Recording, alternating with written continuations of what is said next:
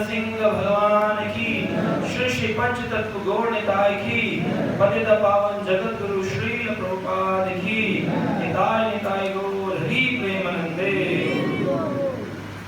ओम नमो भगवते वासुदेवाय।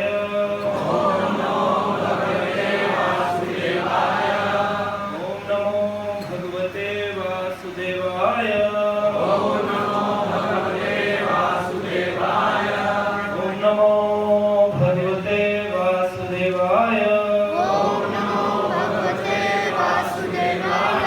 नारायणं नमस्कृत्य नरं चैव नरोत्तमं देवीं सरस्वतीं व्यासं ततो जयमुदीरये। नष्टप्रायेषु भद्रेषु नित्यं भागवत सेवया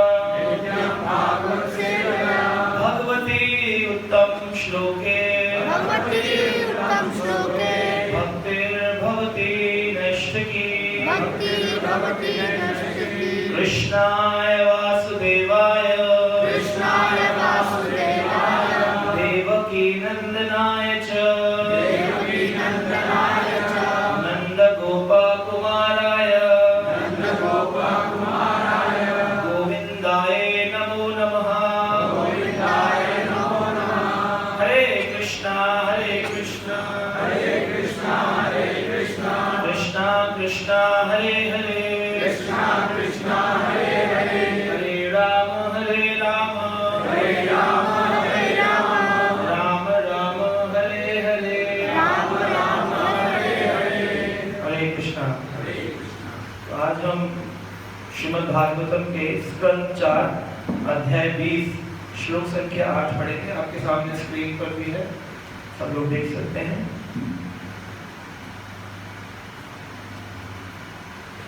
पीछे दोहराइएगा।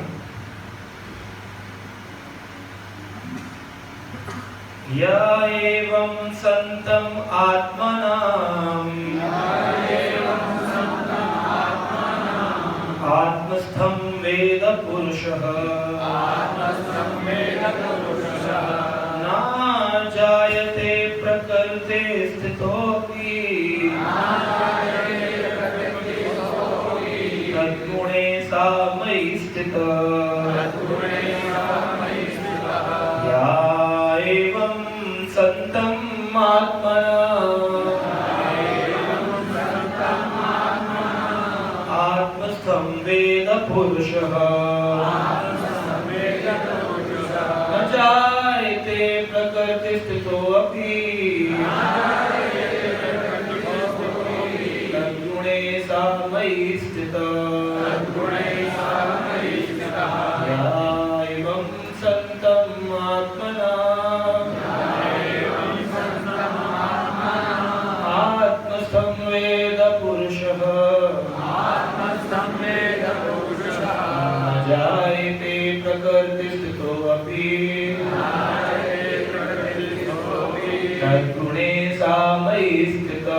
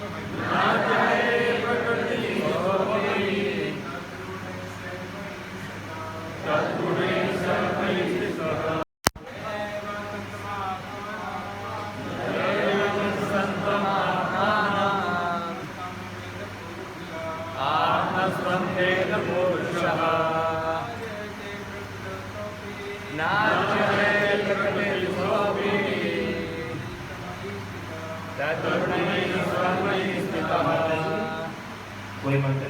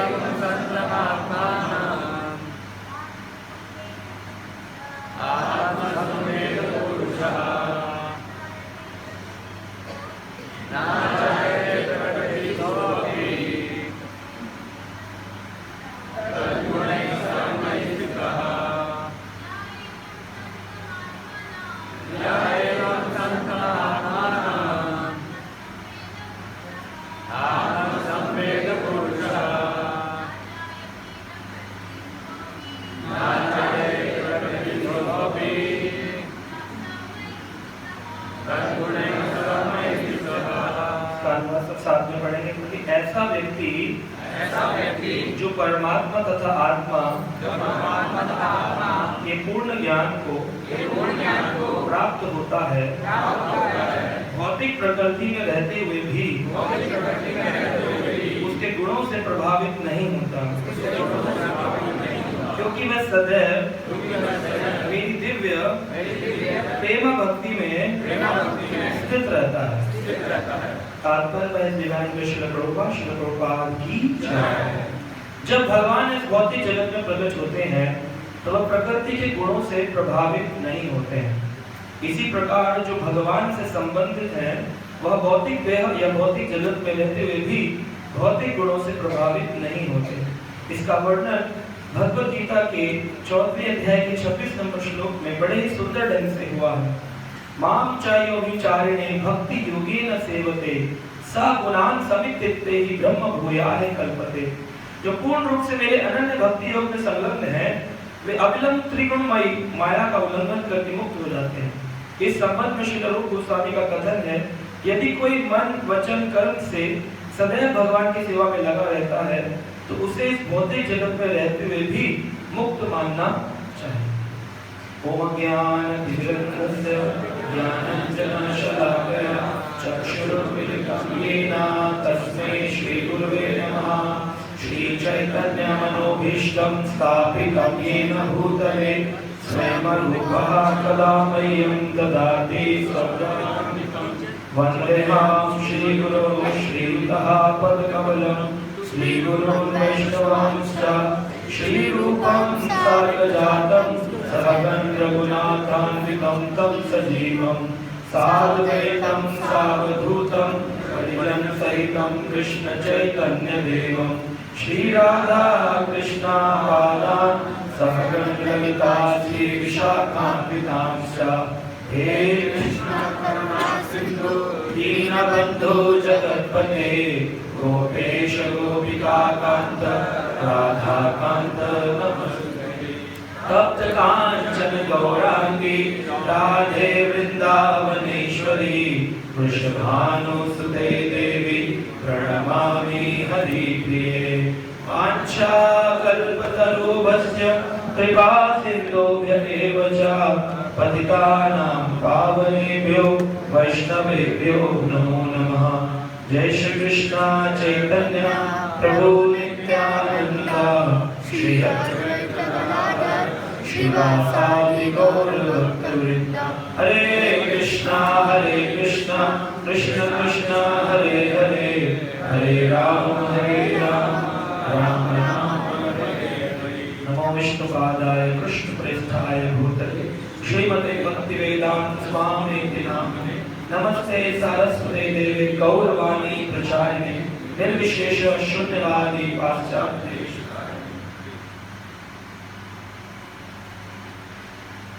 हरे कृष्णा। आज के इस प्रातःकालीन श्रीमद् भागवत कक्षा में मुझे अवसर मिला है कि मैं श्रीमद् भागवत पर कुछ बोल सकूं, जैसा कि अपने वरिष्ठ भक्तों से या आचार्यों से पढ़ा या सुना है। अयोग्य होते हुए भी आप लोग सुनेंगे। मैं इस लायक नहीं कि श्रीमद् भागवत पर कुछ बोल सकूं, परंतु सीनियर डिवोटीज का आशीर्वाद हो तो बोल सकते हैं। तो भाई केशव राय को हमेशा आशीर्वाद देते हैं, उसके कारण मैं प्रयास करूंगा। कोई त्रुटि हो तो आप सब मुझे क्षमा करेंगे। हरे कृष्ण। तो ये बहुत सुंदर श्लोक जिसमें महाराज पृथु के यज्ञ स्थल में भगवान विष्णु का प्राकट्य। अभी संसार के लोग ऐसा सोचते हैं कि भगवान कृष्ण तो द्वापर युग में प्रकट हुए थे, तो फिर कैसे उनकी बोला जाता है कि आदि गोविंद हैं। पहले तो राम आते हैं, रामनवमी आ रही है, राम आते हैं, फिर आकर जन्माष्टमी आएगी बाद में ना, तो फिर द्वापर युग में आते हैं। लोग ऐसा क्रम लगाते हैं। परंतु पृथु महाराज के प्रसंग में एक जगह पर वर्णन है कि पृथु महाराज ने जब तपस्या करी तो उस तपस्या करने से पहले उन्होंने अपने परिजनों को बोला था, जाइए सब लोग कृष्ण मंदिर में जाकर प्रार्थना करें। भागवत का कृष्ण मंदिर में जाकर सत्युग में बोल रहे हैं।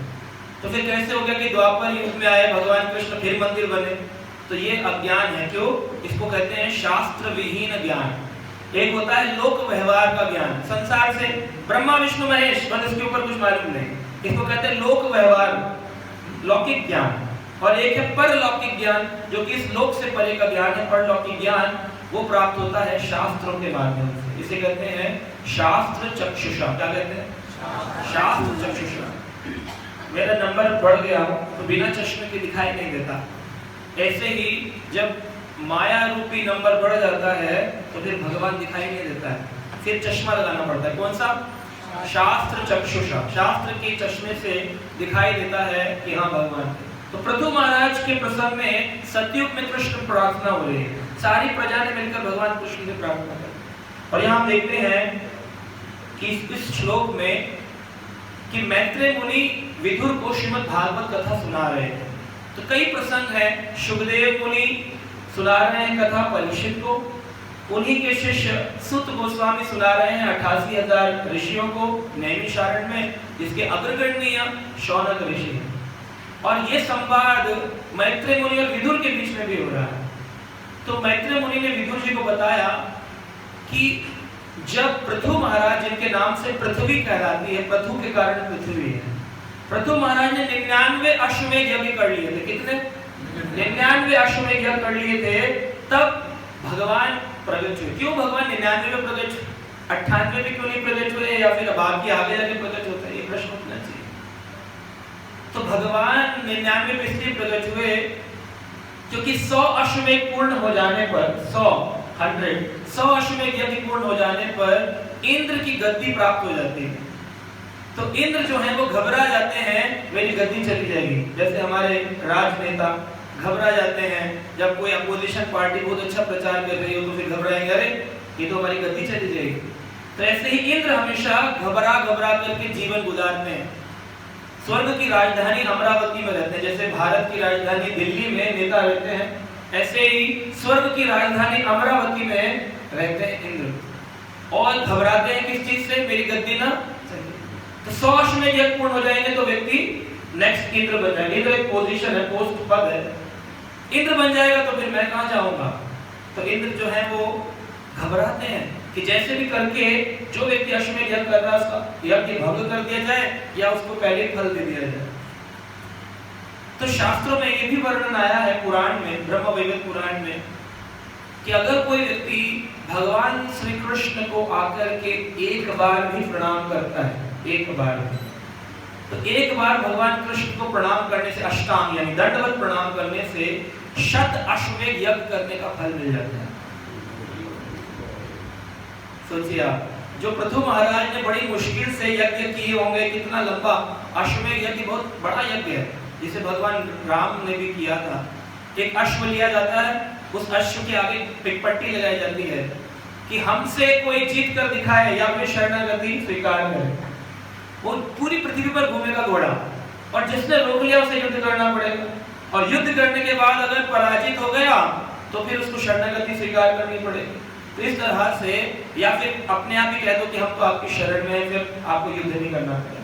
तो जो लोग अपना ये चाहते नहीं कि हमारी हड्डी टूटे, तो फिर वो बेचारे शरणागति स्वीकार कर लेते हैं, कहते हैं ऐसे ही कर लेते हैं, खामखा लड़ाई झगड़ा क्या करना। तो फिर अश्वमेध यज्ञ पूरी पृथ्वी जब घूम कर आएगा तब एक यज्ञ किया जाएगा, फायर सैक्रिफाइस, और फिर यज्ञशाला में यज्ञ होगा, तब कहेंगे अब एक यज्ञ पूर्ण हो गया। ऐसे 100 बार जब कोई कर लेगा, पूरी पृथ्वी का चक्रवर्ती सम्राट बन जाए, तब जाकर इंद्र की पोजीशन। तो यहाँ कितने हो गए थे पृथु महाराज के? 99। तो इंद्र पहुंच गया भगवान विष्णु के पास और जाकर कहता है कि भगवान विष्णु देखिए 99 हो गए, कवर हो जाएगा 100, मेरी गद्दी चली जाए, कुछ करिए। तो भगवान बोले अच्छा, उसकी मन की इच्छा है वो पूर्ण कर देते हैं। तो यहाँ पर प्रसंग आता है कि भगवान विष्णु इंद्र के साथ में यज्ञशाला में प्रकट हुए, पढ़कर निकल जाते हैं। क्यों प्रकट हुए? उसका कारण है, इंद्र की यज्ञशाला में प्रकट हुए तो भगवान विष्णु ने यहाँ पर ज्ञान देना प्रारंभ किया। और यहाँ पर ज्ञान देते देते बता रहे हैं, बहुत सुंदर श्लोक है जो कि व्यवहारिक भक्त के लिए जीवन में सीखने योग्य श्लोक है। यह एवं संतम आत्मनम, जिस व्यक्ति ने परमात्मा या आत्मा का पूर्ण ज्ञान प्राप्त कर लिया हो, जो कि भगवत गीता भागवत के ज्ञान इस्कॉन के माध्यम से पूरे विश्व में दिया जा रहा है, आत्मा और परमात्मा का ज्ञान जिसने ले लिया हो, न जायते प्रकृति स्थितो ही। उस व्यक्ति को प्रकृति के गुण कुछ भी असर नहीं करते हैं, क्योंकि भगवान को ही नहीं करते हैं तो हमको कैसे करें। लेकिन फिर भी संसार में कई सारे मूर्खानंद स्वामी हैं, एक संप्रदाय है मूर्खानंद स्वामी, पता नहीं कौन सी है लेकिन है, और वो बहुत प्रचार करती है संसार में ताकि लोगों को गुमराह किया जा सके कि ब्रह्मा विष्णु महेश के आगे कुछ नहीं। एक लाइन ये दे देंगे, फिर बोल देंगे कि हिंदू समाज, एक ये दे देंगे, एक लाइन दे देंगे, बता देंगे कि भगवान के बारे में बोलेंगे, भगवान को कर्मों के बंधन में बंध करके ही तो राम ने दुख उठाए। भाई देखो कितना दुख उठाया रामचंद्र जी ने, सीता जी को लेकर के जंगल जंगल घूमे, पिता से दुखी होकर के रहे। कहते हैं उसमें फिर श्लोका भी आता है कि ऋषि वशिष्ठ से पंडित ज्ञानी, बड़े ज्ञानी थे वशिष्ठ ऋषि, ऋषि वशिष्ठ से पंडित ज्ञानी शोध के लगन धरी। लगन जो शादी का लगन होती है वो शोध करके बड़े ध्यान लगा करके बड़ी एकदम माइक्रोस्कोपिकली एनालाइज किया, कौन से गुण मिलेगा कौन सा गुण नहीं मिलेगा, कितने गुण मिलाए। ऋषि वशिष्ठ से पंडित ज्ञानी शोध के लगन धरी, मरण दशरथ को हरण सीता को वन में विपद पड़ी, कर्म गति डाले नाय डरी। कर्म की गति जो है टलती नहीं, देखो दशरथ को मरना पड़ा, सीता जी का हरण हो गया। ये पता है क्यों हुआ? पिछले जन्म के कर्म लेकर आए ना राम, इसलिए दुख भोगे। तो हमें मिल जाए तो क्या प्रॉब्लम है? जब राम को दुख भोगने पड़ते तो हम भी भोग लें। लेकिन भगवान यहाँ का कह रहे हैं, यहाँ पर बोल रहे हैं जो व्यक्ति भगवान से संबंधित होता है उसे प्रकृति का गुण सताते नहीं है। भक्त को नहीं सताएंगे, राम को सताएंगे, कृष्ण को सताएंगे। एक बार एक माता जी हमारे मंदिर में खड़े होकर रो रही थी। उनसे पूछा कि माता जी अब क्यों रो रही है? भगवान के विग्रह देखकर आपको इतना भाव आ गया है? कहे हाँ मैं सोच रही हूँ बड़े दुख हो गए इसलिए अपने जीवन में, अब जाकर शांति से खड़ा है। खरे इसमें कौन से दुख हो गए? बोले पैदा होते ही माँ बाप का सहारा छूट गया, दूसरी माँ ने पाला। अब उनको तो पता नहीं जीव गोस्वामी ने क्या वर्णन किया, कहाँ प्रकट हुए। अरे देखो शिष्य जगन्नाथ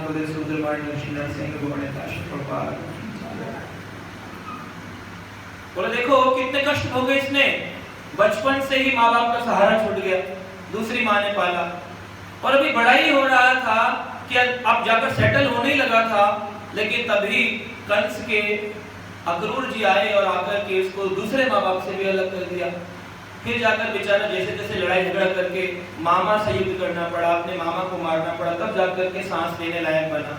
फिर वहां भी रातों रात जरासंध ने कर दिया युद्ध, तो फिर उसको भागना पड़ा, रातों रात द्वारकापुरी बनानी पड़ी। फिर द्वारका जा रहा था, फिर भी कालियावन ने पीछा नहीं छोड़ा, उसको मारने के लिए भागा। जैसे जैसे पहाड़ी से कूद काट के पहुंचा बेचारा द्वारका में, तो वहां पर आ गए अन्य अन्य राक्षस उससे युद्ध करने के लिए। तो इस प्रकार देखा जाए पूरा जीवन उसका दुख में गुजरा। अंत में अपने ही परिवार को समझा ना पाया तो झगड़ा हो गया, इतना झगड़ा हुआ कि मारपीट करके मर गए परिवार के लोग। दुख में वैराग आ गया, जब परिवार खत्म हो जाए तो वैराग आ जाता है। इतना वैराग आ गया, छोड़ करके जाकर के एक पेड़ के नीचे बैठा था, वहां भी जीने नहीं दिया, शिकारी ने तीर मार दिया पैर में, बेचारा तीर खा के मर गया। इतना दुख किसी ने नहीं भोगा, इसने बहुत दुख भोगा। देखो आप शांति से खड़ा है आपके मन में। ये भौतिक संसार, मूर्खानंद स्वामी यूनिवर्सिटी, और इसको प्रमोट करती है व्हाट्सएप, फेसबुक, ट्विटर, लेकिन ऐसा है नहीं। भगवान को बोलते हैं, भगवान गीता में कहते हैं नमाम कर्माणि लिम्पन्ति, मुझे कोई कर्म लिम्पित नहीं कर सकता, बांध नहीं सकता। त्रिगुणातीत भगवान का नाम है, तीनों गुणों से परे है। वो जंगल में जा रहे हैं रामचंद्र जी क्योंकि कर्म की गति है, कृष्ण को तीर लग रहा है क्योंकि कर्म की गति है। और इसमें और ज्यादा ज्ञानी आएंगे, कहेंगे राम ने छुप कर के बाली को मारा, इसलिए बहेलिया जो था जरा, उसने छुप कर के कृष्ण को मारा, क्योंकि रामचंद्र जी ने छुप कर मारा ना, तो कर्म की गति लगी उसको। बिल्कुल बेकार फिलॉसफी है, कहीं भागवत में नहीं है, श्रील प्रभुपाद ने किसी प्रवचन में नहीं बोला। ये सब बोगस फिलॉसफी है, इसको ना सुनना चाहिए, ना पढ़ना चाहिए, ना बोलना चाहिए। बोलेंगे तो यही रह जाएंगे जन्म मृत्यु संसार के अंदर। तो क्लैरिटी ऑफ थॉट्स कैसे मिलता है? शास्त्र ज्ञान से, भागवत पढ़ने से मिलता है। तो यहाँ पर बोल रहे हैं परमात्मा आत्मा का पूर्ण ज्ञान जिसे प्राप्त हो, प्रकृति में रहता हो अभी बनता नहीं।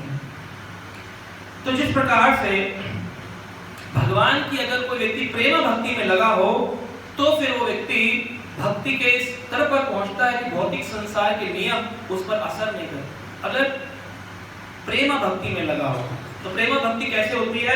जो BMW गाड़ी चलाते हैं उन्हें प्रेम भक्ति प्राप्त होती है। हाँ सच बात है। B का मतलब है बॉडी, M का मतलब है माइंड, W का मतलब words. Body, mind and word से जो भगवान कृष्ण के प्रति अपने जीवन को समर्पित करता है उसे प्रेम भक्ति प्राप्त है। रूप गोस्वामी ने बोला है, श्रील प्रभुपाद जी बोलते हैं, श्रील रूप गोस्वामी का कथन है, यदि कोई मन वचन और कर्म से भगवान की सेवा में लगा, ये तो बोला BMW, body mind and word, मनसा वाचा कर्मणा। जो व्यक्ति मनसा वाचा कर्मणा अपने जीवन में गाड़ी चलाएगा वो व्यक्ति भगवान को प्रेम भक्ति प्राप्त करेगा, उसको जीते जी असर नहीं होगा। अब एक बहुत बड़ा प्रश्न है, मोक्ष क्या है?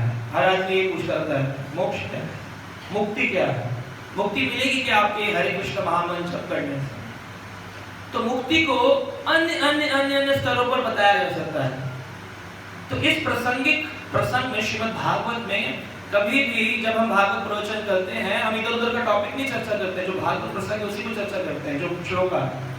तो इस श्लोक में मुक्ति की चर्चा करनी चाहिए, क्योंकि इसमें मुक्त पुरुष के बारे में वर्णन किया गया कि एक व्यक्ति संसार में रहता हुआ मुक्त पुरुष कैसे कहलाता है। युक्त वैराग्यम स उच्यते, है ना, रूप गोस्वामी कहते हैं। तो कैसे मुक्त हो जाते हैं? तो एक मुक्ति तो होती है कि संसार के लोग थके हारे बेचारे पूरा जीवन, है ना, नौकरी करते रहे, अब सुख मिलेगा, अब सुख मिलेगा, गाड़ी का लोन चुकाना है, घर का लोन चुकाना है, बहुत सारा जीवन, फिर पेंशन नहीं मिली, सरकारी टैक्स लग गए, फिर बेचारे कहते हैं सीनियर सिटीजन को डिस्काउंट नहीं मिलता, दुकान वाले पैसे ले लेते हैं, नौकरी वाले कम पेंशन देते हैं, कब आएगा 7th पे बजट आएगा, 8th पे बजट कब आएगा, कब पैसा मिलेगा, ऐसे दुखी दुखी दुखी दुखी जीवन कटे। तो एक व्यक्ति थे हमारे उधर रहते थे, वो सुबह उठकर कैसे ऐसे करते थे, तो मेरे को लगा शायद भगवान के नाम का भजन करते हैं, श्रीमन्नारायण नारायण हरि। तो मैंने कहा ये थोड़ा भक्त है, इनको प्रमोट करना चाहिए, गीता भगवद गीता चैंटिंग पे सीख जाएंगे भक्ति को, इनके अंदर इंक्लिनेशन है, शरणागति है। तो मैं पूछा, मैंने कहा आप सुबह उठकर प्रभु जी ऐसे ऐसे क्यों करते हैं? बोले अभी 70 साल उम्र हो गई है, शरीर में बहुत सारे रोग हैं, जब मैं सोता हूँ तो मुझे पता नहीं होता कल सुबह उठूंगा नहीं उठूंगा, जब सुबह देखता हूँ कि अभी जीवित तो खुश होता हूँ, आज फिर बच गया, आज फिर बच गया। भगवान से लेना देना। तो लोग सिर्फ यही चाहते हैं कि बस शरीर में प्राण रहे, और अगर बहुत सारे रोग हो तो कहते हैं बस मृत्यु आ जाए। तो जब मृत्यु आ जाती है रोगी को, तो परिवार के लोग क्या कहते हैं? मुक्त हो गया है।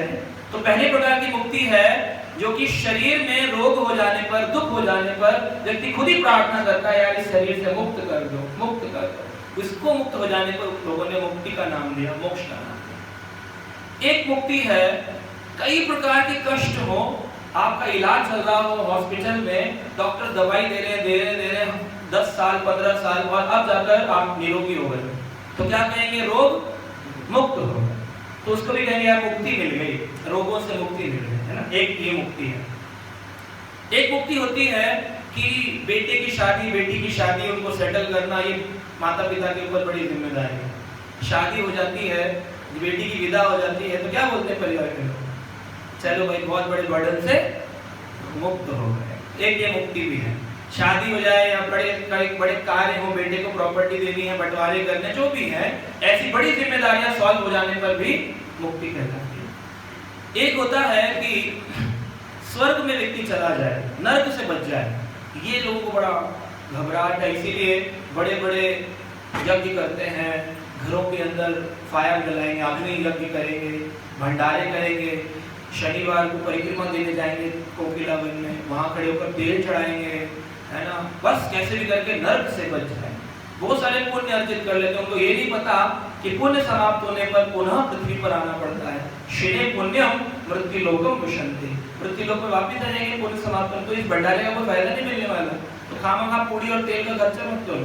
अगर पूड़ी तेल का खर्चा करना है तो पहले भगवान कृष्ण को भोग लगा लो, बाद में महाप्रसाद वितरण कर लो। लेकिन ये नहीं करेंगे, डायरेक्ट जाकर बनाएंगे हलवाई से और शनि महाराज को भोग लगा के। तो इस प्रकार ये जो लोग नरक से बचना चाहते हैं, अगर बच भी गए पुण्य करके, तो उसको लोग कहते हैं अरे स्वर्गवासी हो गए, है ना, मुक्त हो गए, मुक्त हो गए। बस प्रभु जी हम तो इसलिए माला करते हैं नरक न जाना पड़े, है ना, इसलिए डर लगता है। इसलिए हम भजन करते हैं, इसलिए भोग लगाते हैं। यज्ञ शिष्टानश्नो मुच्यन्ते सर्व कल्विषम भुजन्ते ते अघम पापम ये पच्यन्ति आत्म कारण। भगवान सारे पाप ले लेते हैं, इसलिए हम सोचते हैं गुलाब जामुन खाऊंगा नरक चला जाऊंगा, भोग लगा के खा लो कम से कम नरक से मुक्त हो जाऊंगा, तो इसलिए भोग लगाते हैं। तो इसलिए ये हो गया एक प्रकार की मुक्ति की, नरक से बच जाना, ऐसी मुक्ति है। आगे कहते हैं और कौन से प्रकार की मुक्ति है? एक मुक्ति है कि कोई व्यक्ति वैकुंठ में चला जाए। वैकुंठ से पहले ब्रह्म ज्योति में प्रवेश करने को कहते हैं सायुज्य मुक्ति, यानी कि भगवान के शरीर से निकलने वाला जो तेज है उस तेज में एंटर कर जाना। एफल्जेंस जो है भगवान का, जैसे सूरज का तेज है, उस तेज में समा गए, लेकिन सूरज में नहीं पहुंचे। सूरज कितनी दूर है? लाखों करोड़ों किलोमीटर दूर। उसकी जो रोशनी निकल रही है, तेज निकल रहा है, उस तेज में चले जाने को लोग कहते हैं भगवान में लीन हो गए, लेकिन लीन होते नहीं। श्रील प्रभुपाद कहते हैं जैसे एक हरे रंग का तोता जब पेड़ के अंदर जाता है, देखने वाले को लगता है हरे पेड़ में हरा तोता लीन हो गया, लेकिन वो लीन नहीं होता। वो तोता अलग से अपनी आइडेंटिटी बना के रखता है। तो ऐसे ही सूरज के निकलने वाले तेज में, धूप में अगर आप चले भी जाएंगे तो कुछ देर बाद आपको वापस आना पड़ेगा। जैसे उदाहरण में आप किसी मॉल में घूमने गए और उस मॉल के अंदर आप पार्किंग में खड़े और ट्रैफिक जाम लगा हुआ है। आज सारे लोग क्रिसमस कार्निवल बनाने आए, नई साल की पार्टी बनाने आए, भरा पड़ा है मॉल, और आप घुस रहे हैं, लेकिन बहुत देर प्रयास करने पर भी एंट्री नहीं मिली। तो क्या होगा? यू टर्न मारने लगते हैं बीच में से लोग। जब ट्रैफिक जाम, रोड ब्लॉक होते हैं तो यू टर्न शुरू हो जाते हैं और यू टर्न करके फिर वापस अपने घर को चले जाते हैं। ऐसे ही भगवान की जो तेज निकल रहा है, उस तेज में जाकर आपकी आत्मा पार्किंग लॉट में खड़ी हो जाएगी। अब खड़ी रहेगी क्योंकि धाम में तो एंट्री मिली, न वैकुंठ में गए, न स्वर्ग में गए, न नरक में गए, तेज में बैठे हैं और तेज से जल रहे हैं। और आत्मा जो है वो एक्टिव है, कभी निष्काम होकर रह नहीं सकती। आत्मा के अंदर कुछ ना कुछ क्रियाशील है, आत्मा कभी निष्क्रिय नहीं हो सकती। अब बैठी बैठी क्या करेगी? यू टर्न मारकर पृथ्वी पर पुनर्जन्म हो जाता है, यानी कि स्वयं मुक्ति पाने पर भी बेकार हो जाता है। चलो उसके बाद धाम में एंटर कर लिए, वैकुंठ पहुंच गए, जन्म मृत्यु चक्र से मुक्ति मिल गई, वैकुंठ पहुंच गए। यद गत्वा न निवर्तन्ते तद धामम परमम मम, मेरा धाम वो है जहां जाने के बाद पुनः आना नहीं पड़ता। 4 प्रकार की मुक्ति धाम में है। शास्त्रीय मुक्ति यानी कि भगवान के जैसा ऐश्वर्य प्राप्त कर लेना, भगवान के जैसा रूप प्राप्त कर लेना, सारूप्य मुक्ति। भगवान के समीप रह लेना, सामीप्य मुक्ति। भगवान के लोक को प्राप्त कर लेना, सालोक्य मुक्ति। यानी सालोक्य, सामीप्य, शास्त्री, सारूप्य, ये 4 प्रकार की मुक्ति वैकुंठ की मुक्ति। कितनी मुक्ति बता दी आपको है? अभी बताओ, आदमी एक लाइन में बोलना चाहता है, बोला मुक्ति क्या है, एक में थोड़ी समझ में आया। और इसमें सबसे ज्यादा अंडरस्टैंडिंग जो है, जो इस श्लोक में दी गई है, वो कौन सी मुक्ति है? कि जब व्यक्ति, आपसे मेरा प्रश्न है, जब हमारी जीवन में सांसें होती हैं, एक व्यक्ति को लिमिटेड सांसें मिलती है ना, लिमिटेड सांसों के साथ व्यक्ति को अपना जीवन गुजारना होता है। जब जन्म लेता है तभी उसकी सांसें फिक्स कर दी जाती है, इतनी सांसें जिएगा, सांसें। अब उसका मृत्यु काल आएगा, सांसें बाकी हैं, सांसें समाप्त होने वाली हैं, लेकिन इच्छाएं बहुत सारी रह गई, डिजायर्स बहुत सारी। अब ये व्यक्ति मर गया, शरीर छूट गया, तो क्या होगा? पुनर्जन्म होगा इच्छा पूर्ति के लिए, चाहे वो गुलाब जामुन खाने की इच्छा क्यों ना हो। तो गुलाब जामुन खाने की इच्छा ही क्यों ना हो, उसको पुनर्जन्म लेना पड़ेगा, छोटी सी छोटी इच्छा के लिए। लेकिन अगर सांसें बाकी हो और इच्छा समाप्त हो जाए, तो फिर ये ज्यादा बेहतर है, या इच्छाएं रहें सांसें समाप्त हो जाए, कौन सा बेहतर है? कौन सा बेहतर है? हाँ जी, इच्छाएं समाप्त हो जाए। अब ये बड़ा मुश्किल है, ये हो सकता है?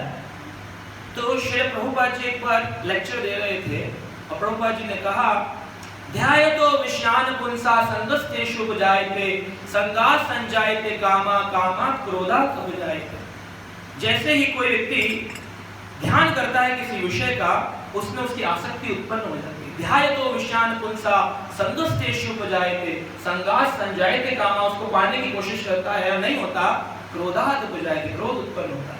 क्रोधात् भवति सम्मोहः, सम्मोहात् स्मृति विभ्रम, स्मृति विभ्रम बुद्धिनाशो, बुद्धिनाशा प्रणश्यति, उसका विनाश हो जाता है। फ्लो चार्ट है 8 स्टेप्स में, लंबा प्रवचन पढ़ रहे हैं, प्लस जनरल समझ रहे हैं इसका, तो उसका विनाश हो जाता है उस व्यक्ति का एक विषय का चिंतन करने में। तो हमें किसी विषय का चिंतन ये बड़ा मुश्किल। ये चिंतन भी तो करना पड़ेगा, मुझे किसी विषय का चिंतन नहीं करना तो चिंतन कुछ नहीं। तो जाकर के श्रील प्रभुपाद जी प्रवचन देने के बाद अपनी गाड़ी में बैठने लगे और पीछे डोर बंद किया जा रहा था और एक भक्त थे, वो प्रभुपाद जी का गेट बंद कर, प्रभुपाद जी ने खिड़की को नीचे खोला और सारे लोग चिल्ला रहे थे श्रील प्रभुपाद की। भक्त सोच रहा था मेरे मन में जो उत्तर प्रश्न चल रहा है इसका उत्तर कौन देगा। तब तक ये वेदावेस नहीं बना था, फोलियोस नहीं थे, डिवोटीज के यूट्यूब वीडियोस नहीं थे, ऐसे प्रश्न मन में उत्तर कौन देगा। और स्वामी प्रभुपाद जी के अलावा भी कोई गुरु भी नहीं है इसको। तो उन्होंने प्रभुपाद जी से कहा अगर चले गए तो फिर आएंगे पता नहीं कब, पूछ लो। तो उन्होंने पूछा प्रभुपाद आपने कहा किसी विषय का चिंतन नहीं करना, तो ये कैसे हो सकता है। प्रभुपाद जी ने कहा we can have spiritual desires. चिंतन तो करना है, लेकिन किसका करना है, आध्यात्मिक विषयों का चिंतन तो करना ही पड़ेगा जब भगवान ने दिया, लेकिन हर भौतिक चिंतन को आध्यात्मिक चिंतन में डाइवर्ट करना, डॉक्टर करना। तो we should not have desire but we can have spiritual desire. लेकिन अब स्पिरिचुअल डिजायर और स्पिरिचुअल सेंस ग्रेटिफिकेशन की दो चीजें हैं, आध्यात्मिक इच्छा और आध्यात्मिक भोग। आध्यात्मिक भोग भी होता है। आध्यात्मिक इच्छा है कि मैं धाम जाना चाहता हूँ, और आध्यात्मिक भोग है धाम में जाकर के पिकनिक बनाना चाहता हूँ, वृंदावन जाएंगे, घूमेंगे फिरेंगे, फोटो खींचेंगे, वापस आ जाएंगे। धाम में जाकर के हम अपनी आध्यात्मिक इच्छाओं को तो पूरा कर सकते हैं, लेकिन आध्यात्मिक इंद्र तृप्ति नहीं कर सकते, स्पिरिचुअल सेंस ग्रेटिफिकेशन। और जब व्यक्ति बहुत समय तक भजन करता है, शुरुआत में तो बड़ा सचेत रहता है, धीरे धीरे लूज होने लगता है और वो धाम तीर्थों में जाकर के अपराध बुद्धि कर लेता है। जैसा संसार में है वैसा ही धाम में है। तो फिर जाकर के सोचता है अब की बार ना 1 महीना रहूंगा कार्तिक में, पूरा महीना। तो 2-3 दिन तक तो सुबह मंगल आरती उठता है, चौथे दिन वापस दिल्ली वाला उसको सिर दर्द होता है, फिर वो जाकर के 10 बजे उठता है और फिर वो सोता है। दोपहर में भी धूप गर्मी लगती है उसको, भूख प्यास लगती है तो कचौड़ियाँ खाता है, फिर कचौड़ी खा के लस्सी पीता है, फिर नींद आती है, फिर सो जाता है। तो गया क्यों था, आध्यात्मिक प्रगति के लिए हुई, वेट बढ़ गया होगा उसका क्योंकि ज्यादा चला नहीं, मेहनत नहीं करी, खाया और सोया। तो सोने के लिए वृंदावन जो है, तो प्रभुपाद जी बोलते थे राधा कुंड कैन बिकम नरक कुंड।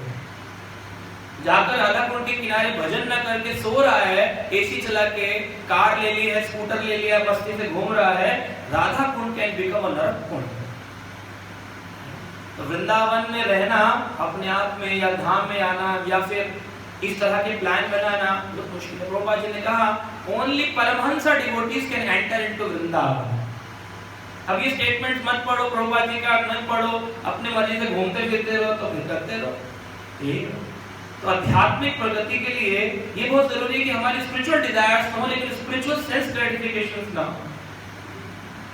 तो ऐसी स्थिति कैसे हो कि संसार में भी रहें और फंसे भी ना। ज्यादातर लोग यही बोलते हैं हम तो माया में फंस गए, माया छूट नहीं रही, माया छूट नहीं रही, माया में फंस गए, कैसे निकलेंगे प्रभु जी, बड़ा मुश्किल हो रहा है। रोज मुझे ऐसे बहुत सारे मैसेजेस आते हैं कि हम पहले तो मंगल आरती जा रहे थे, रोज 1 महीने से नहीं हो रहा, पहले श्रवण कर रहे थे, अब नहीं हो रहा, माया में पकड़ लिया है, ये हो रहा है, वो हो रहा है, कैसे निकलेंगे इस माया से।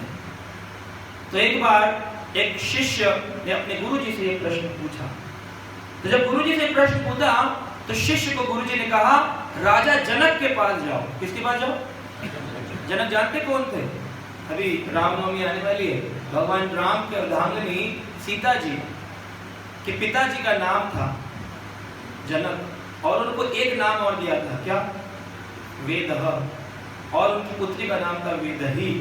वेदः का मतलब जिसने अपने देह से परे के ज्ञान को प्राप्त किया, वेदः, जिसने देह के ऊपर के ज्ञान को प्राप्त किया। तो उस ब्रह्मचारी शिष्य को उन्होंने बोला जाइए जनक महाराज के महल में, इस प्रश्न का उत्तर वो देंगे कि संसार में रहते हुए प्रकृति के गुण आपको ना सताएं, आप भजन कर सकें, ये उसका ज्ञान हो। अब शिष्य सोचने लगा मेरा पूरा जीवन बचपन से इस ब्रह्मचारी गुरुकुल में निकल गया, मैं एक विषय ग्रस्त राजा के पास जाकर के शिक्षा लूंगा, वो मुझे क्या सिखाएंगे? वो तो ग्रस्त है, चारों कोने पस्त है, त्रस्त है, वो सिखाएंगे मुझे। कभी कभी समझ में आता है डिवोटीज को कि मैं इससे कैसे ज्ञान ले सकता हूँ, तो ग्रस्त है, या फिर ये तो बूढ़ा है, ऐसे करके, या फिर ये तो जाति धर्म में देखते हैं, ये तो अमेरिका का है, प्रभुपाद जी बोलते हैं, ऐसे करके शरीर के ऊपर देखते ही सोचता है इसके बाल वाइट हैं, या फिर ये बहुत जवान है। कई बार लोग ऐसे बोलते हैं, इस्कॉन में नए नए बच्चे प्रचार करते हैं, इनको कुछ मालूम थोड़ी है। ऐसे करके लोग शरीर पर, उम्र पर, इन पर सोचते हैं ये व्यक्ति ज्ञान देने योग्य है, नहीं है, लेकिन ये गलत है। तो गए विषयी राजा के पास, अब जाकर मन में पहले ही था क्या ज्ञान दे। तो पहुंचे राजा के पास, लेकिन गुरु जी का आदेश है तो पहुंच गए। राजा जनक, मैं आपसे पूछना चाहता हूँ। राजा जनक ने कहा, बात तो पूछना, अभी मेरा थोड़ा दरबार चल रहा है, दरबार पर नृत्य चल रहा है, नृत्यांगनाएं डांस कर रहे हैं। राजा जनक थोड़ा सा ड्रिंक ले रहे थे, सॉफ्ट ही था, हार्ड नहीं, सॉफ्ट नहीं। तो इस प्रकार से ड्रिंक ले रहे थे और डांस चल रहा था। ये शिष्य ने कहा, मैंने सही सोचा था, कितना लिप्त है संसार में, है ना, और अपने राज्यसभा में बैठे हैं और ये मुझको ज्ञान देंगे भक्ति और वैराग्य का। अरे छोड़ो, जाने। रात हो गई, डांस होते होते उसने कहा, राजा जी मेरा एक प्रश्न है। कहा, मुझे मालूम है आपकी गुरुजी ने भेजा है, आप एक काम करो, आप ये दिया लो और दिया लेकर के आप महल को थोड़ा चक्कर लगा के आओ कि हमारा महल कितना बड़ा, फिर कल बात करेंगे ज्ञान की। लेकिन ध्यान रखना, हमारा महल बहुत बड़ा है, कहीं गुम मत हो जाना, इसमें एकदम भूल भुलैया जैसा है, बहुत बड़ा महल। जनकपुर बहुत नेपाल में, जनकपुर नेपाल में, जनकपुर जाएंगे, बहुत बड़ा महल है। कहा, भूल भुलैया में गुम मत हो जाना, जाओ ढूंढो।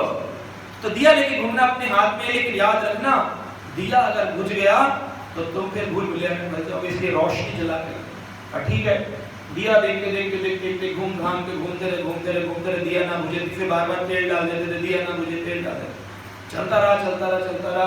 सुबह हो, राजा ने कहा, प्रश्न। कहा, रे रुको, कुछ भोजन खा लो। कहा, भोजन? हाँ, भोजन खा लो। तुम्हारे गुरुजी का एक लेटर आया है, पत्र आया है, उन्होंने कहा, मेरा शिष्य अगर ज्ञान प्राप्त न कर पाया तो खाली भोजन खाता रहा तो राजा उसे सूली पर चढ़ा के मार देगा।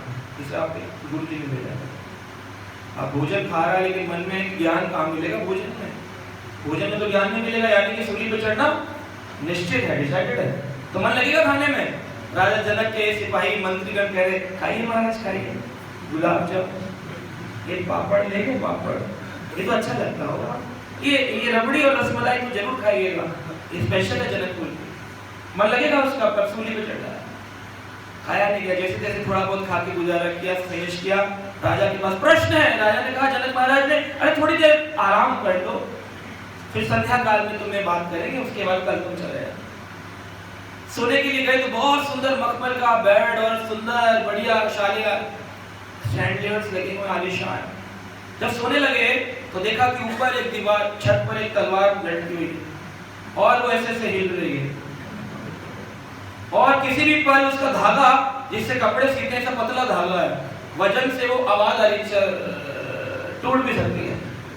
अब इसको कहा, मंत्री कहते आराम से सोइए महाराज, आराम। बड़ी मुश्किल से सोच करके, और जगह भी उतनी है जिसमें तलवार गिर सकी और गर्दन कट जाएगी। अभी आंख लगी तो पता नहीं कब टूट जाए, तो बस जैसे जैसे लेटा रहा, देखता रहा, उड़ गया। राजा के पास गया, राजा ने बोले, आइए महाराज, वो ज्ञान की प्रश्न था, ज्ञान बता दे, थोड़ा 2-4 संदेश तो जाके गुरुजी को बता दूंगा। बोले, अभी तक तुम्हें ज्ञान नहीं मिला? बोले, कहाँ ज्ञान मिला? बोले, यही तो ज्ञान पूछने आए थे ना, मैं विषयी राजा हूँ और मैं कैसे संसार में भजन करता हूँ, संसार में, यही तो प्रश्न था। आपको कैसे बता? तो मैं जनक तो ज्ञान कैसे मिला? कहा, वो दीपक का ज्ञान नहीं लिया तुमने? दीपक का ज्ञान कैसे? कहा, ये संसार जो है भूल भुलैया जैसा है, लेकिन इस संसार में शास्त्र रूपी अगर दिया जला के नहीं रखा तो कहीं पर भी डाइवर्ट हो सकता है जीवन।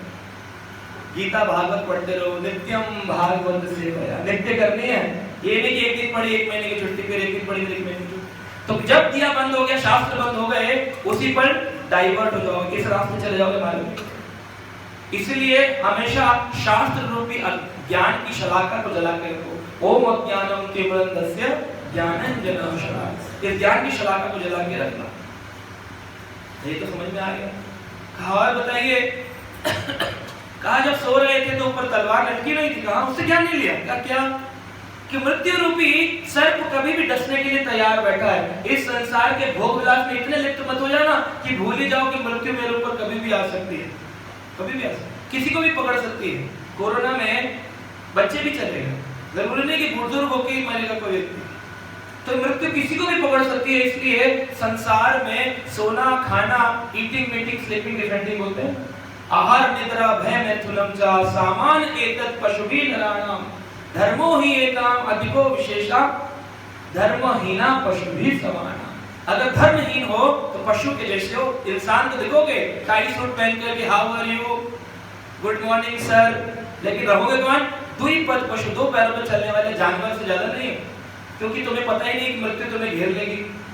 फिर एक दूसरे को बोलते रहते हैं, I can't believe it, he was such a nice man, he passed away yesterday night, RIP, rest in peace.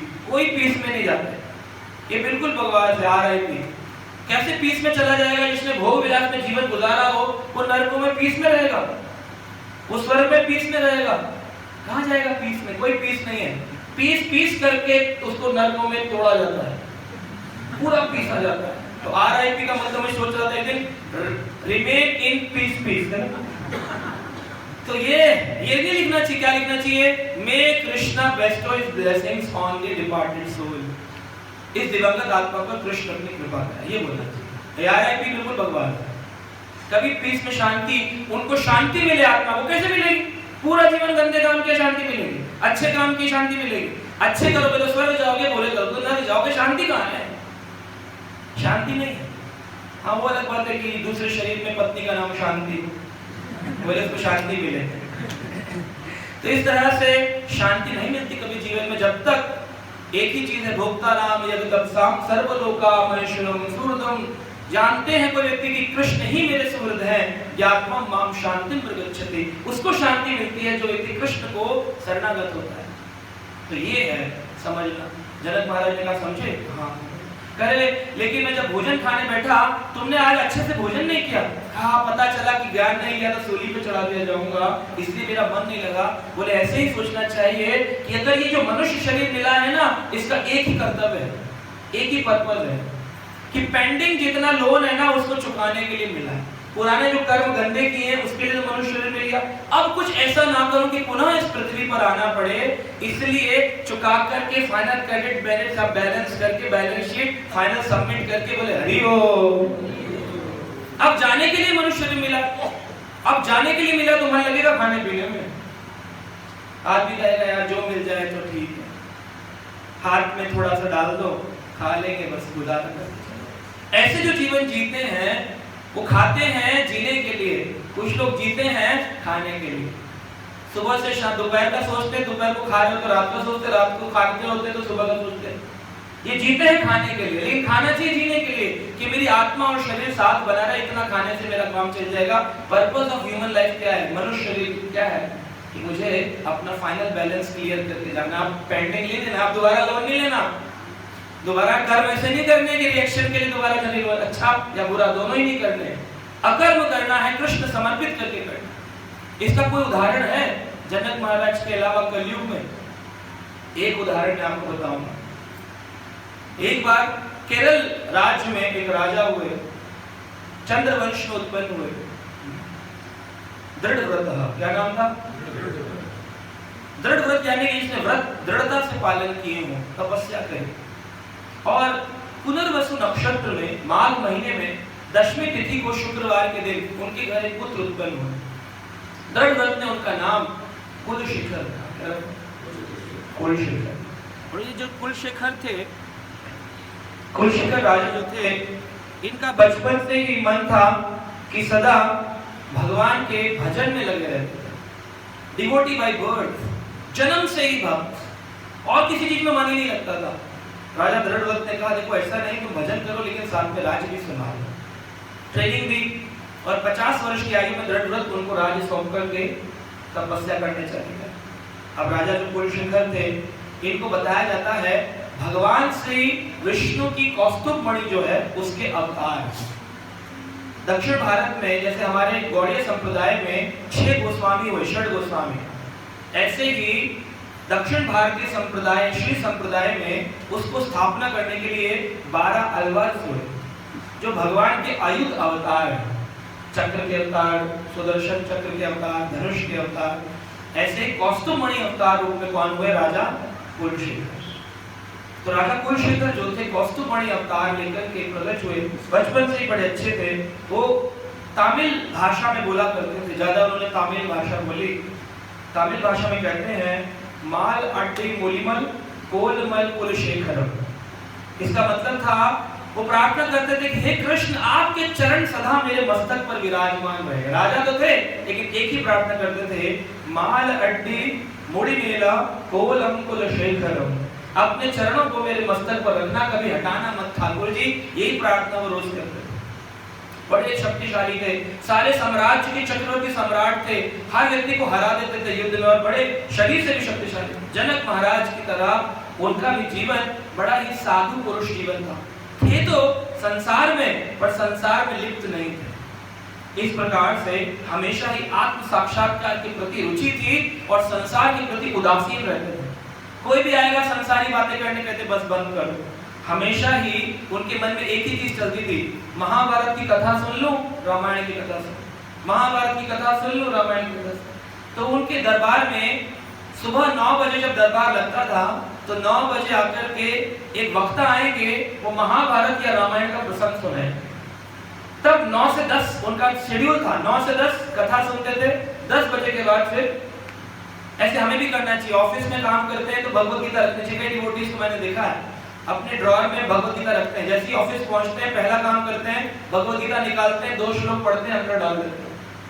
ये नियम बनाना चाहिए। अगर भगवत गीता पढ़ने का समय नहीं है तो ये बेस्ट तरीका है, ऑफिस पहुंचकर पहला काम गीता पढ़ो और उसके बाद वहां से फिर अपने पूरे दिन को काम करना। तो उन्होंने रामायण की कथा सुनते थे, और रमणी जो लोग होते थे, रमणी होते हैं जो रामायण कथा वाचक होते हैं, जैसे भागवत कथा को करने के लिए भागवत भक्त होते हैं, ऐसे रामायण की कथा करने वालों को रमणीक भक्त कहते हैं, रमणी होते हैं। रमणी कथा कर रहे थे और वो प्रसंग सुनाने लगे नासिक पंचवटी प्रसंग। नासिक पंचवटी में उन्होंने प्रसंग सुनाया कि सीता जी का अपहरण करने के लिए रावण साधु रूप लेकर के आया और उसने सीता जी का अपहरण करना चाहा। उससे पहले ये अपहरण करने क्यों आया, तो रमणी बता रहे हैं कि उनकी बहन सूर्पनखा आई थी, जिसके नाखून सूप के जैसे थे। सूर्पनखा का मतलब है, सूप होता है जिससे गेहूं छानते हैं, इतने बड़े बड़े नाखून थे। सूर्पनखा, नख सूप जैसे थे। सूर्पनखा जो थी वो राम को विवाह करना चाहती, लेकिन राम ने कहा मैंने मर्यादा पुरुषोत्तम हूँ, एक पत्नी व्रत धारण किया है, मैं तो एक ही शादी कर सकता हूँ। लेकिन लक्ष्मण ने व्रत नहीं लिया, आप इसको पूछ सकते हैं। इसकी पत्नी भी दूर है तो पता भी नहीं चलेगा, कोई फोटोग्राफ शेयर तो होती नहीं थी।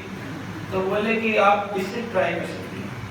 तो कहा लक्ष्मण तुम मुझसे विवाह कर लो, तुम भी देखने में राम की तरह सुंदर हो। लक्ष्मण ने कहा नहीं नहीं, राम के साथ विवाह करोगी तो रानी बन के रहोगी, मैं तो प्रभु राम और सीता मैया का दास नौकर हूँ। नौकरानी बन के रहोगी या रानी बन के रहोगी? तो ये बात तो ठीक है, रानी बन के। फिर राम के पास आए। तो इस तरह से राम ने लक्ष्मण ने राम बार बार उनको ऐसे भेजा। बेचारी इरिटेट होकर के बोली कि बस अब बहुत हुआ, तुम दोनों का कारण ये औरत है ना, इसको खा जाऊंगी तो फिर जाकर के सारा प्रॉब्लम सॉल्व हो जाएगा। सीता जी को खाने दौड़ी तो लक्ष्मण ने उठाकर अपनी तलवार से उसकी नाक काट दी। तो जाकर के अपने भाइयों को बताया। किसको? कौन थे भाई? नहीं, खरदूषण को जाकर के बताया। खरदूषण राज्य संभाला करते थे, वहीं नासिक के पास पहाड़ियों में रहते थे। 14,000 सैनिक होते थे उनके पास, 14,000 14,000 सैनिकों से खरदूषण बड़े थे। अब रमणी ने प्रश्न एक श्लोक सुनाया रामायण से, वाल्मीकि रामायण से। 14 सहस्राणि राक्षसं भीम कर्मणाम एकश्च रामो धर्मात्मा कथम युद्धम भविष्यति। भविष्य में ऐसा कभी युद्ध नहीं हुआ होगा। एकश्च रामो धर्मात्मा, एक ही धर्मात्मा थे राम, और दूसरी साइड अपोजिट पार्टी में कितने थे? 14 सहस्राणि 14,000 राक्षसम भीमकायम, भीमकाय बड़े बड़े बलशाली राक्षस थे 14,000 खरदूषण के, और इधर एकश्च रामो धर्मात्मा, खाली एक राम। कथम युद्ध भविष्यति, कभी ऐसा भविष्य में युद्ध होगा? एक आदमी और 14,000 लड़ने वाले। तो जैसे ये सुना इनको तो ऐसे ही भावावेश आ गया। जैसे आप कथा सुन रहे हैं तो मन में कई प्रश्न चल रहे होंगे, प्रभु जी कितना लंबा चलाएंगे, प्रसाद कब मिलेगा, मेरी अगली क्लास में जाना है, मुझे घर में जाना है, प्रभु जी बहुत लंबा बोलते हैं, मैंने पहले भी सुना है, टाइम लगा देते हैं, ऐसे मन में प्रश्न होंगे। लेकिन कुलशेखर महाराज के मन में कोई प्रश्न नहीं था, एक ही था, 14,000 सैनिक राम से लड़ रहे थे। आवाज लगाई सैनिकों, सैनिकों चलो अपना युद्ध घोड़े हाथी लेकर के आक्रमण नासिक की ओर बढ़। सारे मंत्रिमंडल जा रहे, महाराज कथा चल रही त्रेता युग की, कलयुग चल रहा है, आप कहां जा रहे हैं सैनिक लेकर के? सुन नहीं रहे, कह रहे राम को जरूरत है, एकश्च रामो धर्मात्मा, एक राम लड़ रहे, चलो सब तलवार निकाल के आक्रमण। सारे सैनिक बोले अब क्या करें, राजा तो पागल हो गया है, भावावेश में आ गया है, चलो चलो। अब बेचारे राजा का अनुसार चल रहे पीछे पीछे, लेकिन कोई उत्साह नहीं होगी, पता है सामने कुछ लड़ाई झगड़ा तो है नहीं, बस खामा का ड्रिल हो रही है। निकल गए ड्रिल कर, निकल गए वहां। अब मंत्रिमंडल ने सोचा कि भाई ये तो चले जा रहे हैं समुद्र की ओर, कुछ तो करना पड़ेगा। तब फिर जाकर मंत्रिमंडल ने एक और ट्रूप बनाया, छोटी पार्टी बनाई और राजा के सामने आकर बोले, महाराज महाराज, बोले हाँ महाराज, हम आगे पार्टी, एडवांस पार्टी थे हम लोग आगे जाके गए तो राम जी ने कहा 14,000 सैनिक मारे गए हैं, युद्ध समाप्त हो गया है, अब राम जी जो है वो आराम से सीता जी के साथ है। अच्छा चलो फिर वापस कोना, वापस महल में। इस तरह से वापस महल में गए। अब रमणी लोगों को इत्तला कर दी गई कि देखो ध्यान दो, कोई भी व्यक्ति कभी भी नासिक पंचवटी प्रसंग नहीं सुनाएगा, सीता हरण कभी नहीं सुनाया जाएगा। रमणी को मालूम था, रोज आते थे सीता स्वयंवर सुनाते थे। तो कहते हैं दिन दिन प्रतिदिन उत्सव, जहां हर रोज उत्सव होते थे। आज सीता जी की कथा सुनी, क्या हो रहा है? बोले जी आज विवाह हो गया रामचंद्र जी के साथ, सीता स्वयंवर। तो आदेश दे दिया सीता स्वयंवर मनाया जाए, राज दरबार बंद, पार्टी चल रही सीता स्वयंवर। आज क्या बोले राम जी का अभिषेक हो गया, राम का अभिषेक मनाया जाए, पार्टी से बंद हो गया दरबार, पार्टी मनाई जाए। उत्सव, नित्य प्रतिदिन उत्सव होते थे उनके राज्य, केरल राज्य में, चेरा राज्य में। अब ऐसे चल रहा था। अब मंत्रिमंडल कहीं सोच में पड़ गया कि महाराज इसी भाव में रहते हैं, कभी ऐसा नहीं हो सकता कि कभी थोड़ा निकले राज दरबार पर, ख्याल में इनके पिता देवव्रत कितने अच्छे राजा थे, हमेशा भक्ति में रहते, साधु लोग आ जाए तो उनके साथ ऐसे पूरा पूरा दिन व्यतीत कर दें, कोई राज की बात ही ना। एक दिन एक रमणी बीमार पड़ गए तो उनका एक छोटा पुत्र आया कथा सुनाने। अब उसे पता नहीं था कौन सा प्रसंग सुनाना है, कौन सा। इसने सुना दिया और इस प्रकार रावण साधु रूप लेकर के आया। अच्छा फिर क्या हुआ? बोले उसने सीता जी का हरण कर लिया, जटायु ने प्रयास किया लेकिन सीता जी को लेकर उड़ गया अपने विमान पर बैठ करके। अच्छा निकालो तलवार, निकालो, चलो सैनिकों समुद्र की ओर, सीता जी को बचाना है। सारे मंत्री बोले अरे कौन सा रमणी आ गया आज। फिर हमारे राजा, अब की बार राजा जो थे वो सैनिकों को लेके नहीं गए, अकेले अपना घोड़े पे बैठकर भागे जा रहे हैं, समुद्र की ओर भाग रहे हैं, लंका की ओर कूच करूंगा। और देखते देखते सैनिक पीछे, राजा समुद्र के अंदर प्रवेश कर गए और आधे समुद्र में घोड़ा अपने शरीर छोड़ दिया, क्योंकि पानी में कितना दौड़ेगा, जब पृथ्वी खत्म हो गई थोड़ी देर तैरा फिर उसका शरीर छूट गया। राजा आगे तैरते जा रहे हैं और लड़ने के लिए लंका जा रहे हैं, 100 योजन समुद्र पार करेंगे हनुमान जी की तरह मन में विचार करके तैरते जा रहे हैं। अभी भगवान राम से देखा नहीं गया, हाँ मेरा भक्त ऐसा कितना मेरे लिए प्रेम करता है। तो सीता जी ने कहा अरे इसको रोकना पड़ेगा बेचारा, वरना इसका कुछ ना कुछ गड़बड़ हो जाएगा, शरीर छूट जाएगा, आप कुछ करिए। तो भगवान राम उसी समुद्र के बीच में प्रकट हुए और सीता जी, लक्ष्मण, हनुमान सबने उसको दर्शन दिए और राजा को ऐसे गोदी में उठाया भगवान राम ने और सीधे चलते हुए समुद्र से पार महल में लाकर के उनकी गद्दी पर। अब सोचिए आपके लिए आएंगे राम, आएंगे कृष्ण, हमें अपने भोजन की पड़ी हुई है, जल्दी से महाप्रसाद मिल जाए, पनीर मिल जाए, तो कहाँ भगवान कहेंगे तू जगन्नाथ जी का प्रसाद तू स्पिरिचुअल सेंट ग्रेटिफिकेशन में लगा हुआ है, मैंने तुझे प्रसाद दिया था कि तू खुश रहे, तू भजन कर सके, तू तो अपने बारे में सोचता है, मेरे बारे में कब सोचता है? तो इस प्रकार से राजा कुलशेखर इतने ऊंचे भावावेश में रहते थे। अब सारे मंत्रिमंडल ने सोचा कि जब कोई भक्त आते हैं ये इतने लीन हो जाते हैं कि इस भाव का कारण भक्त है। जैसे हम लोग कभी प्रचार करने जाते हैं और लोग वनमाला करने लगे, पत्नी करने लगे तो पति नाराज हो जाता है और पति करने लगे तो पत्नी नाराज हो जाती है, और उसका कारण कौन होते हैं? प्रभु जी। तो इनके कारण हमारा घर खराब हो गया। कई सारे लोग पुलिस केस बनाते, बोले ये प्रभु जी को पुलिस में अरेस्ट करवाओ, या फिर मंदिर से इनको बाहर निकलवाओ, या फिर घर में आना बंद करो इनका, क्योंकि इनके कारण हमारा परिवार नष्ट हो रहा है, ऐसा लगता है। तो कुलशेखर राजा के मंत्रिमंडल ने कहा हमारा जो ये राज्य समाप्त हो रहा है इसका कारण है ये भक्त लोग, यानी भक्तों का बैरियर बना दो, आना बंद कर दो। तो कैसे, ऐसे तो मना नहीं कर सकते महाराज आज से भक्त नहीं आएंगे, राजा को कैसे बोलो? अब कैसे करें, कैसे करें? रामनवमी उत्सव था जो अगले हफ्ते आने वाला है, रामनवमी उत्सव, भगवान राम का प्रकट दिवस। और इनके मन में बड़ा विचार था राजा कुलशेखर के कि भगवान राम के श्री विग्रह, पूजनीय श्री विग्रह श्री रंगनाथ स्वामी जो श्री रंगम तिरुचनापल्ली में विराजमान है, वो श्री रंगम की सेवा की जाए। तो इन्होंने अपने महल में एक श्री रंगनाथ स्वामी का विग्रह बनाया था, छोटा, सीताराम लक्ष्मण। रामनवमी पर उसका अभिषेक चल रहा था, रामचंद्र जी की लीला बनाई जा रही थी, कथाएं चल रही थी, उत्सव हो रहा था, रामनवमी उत्सव। अब राम जी का अभिषेक चल रहा था। भगवान का जब अभिषेक होता है तो क्या करते हैं? आभूषण निकाल कर राइड में रख देते हैं, फूल माला और वस्त्र बनाकर अभिषेक होता है। ऐसे तो होता है रामनवमी में। अभिषेक चल रहा था, आभूषण रख लेते, मंत्रिमंडल ने प्लान बनाया, आभूषण चोरी कर लो, जेब में डालकर कहीं छुपा दो और इसका ब्लेम कर दो ये जो भक्त आए कीर्तन करने इन्होंने चोरी किया।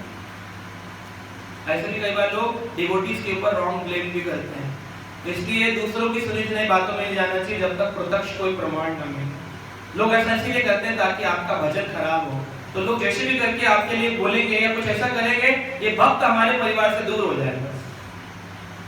तो भक्त बड़े इन्फेक्शियस होते हैं, जैसे इन्फेक्शन फैलता है कोरोना का, वैसे भक्तों की भक्ति फैलती है।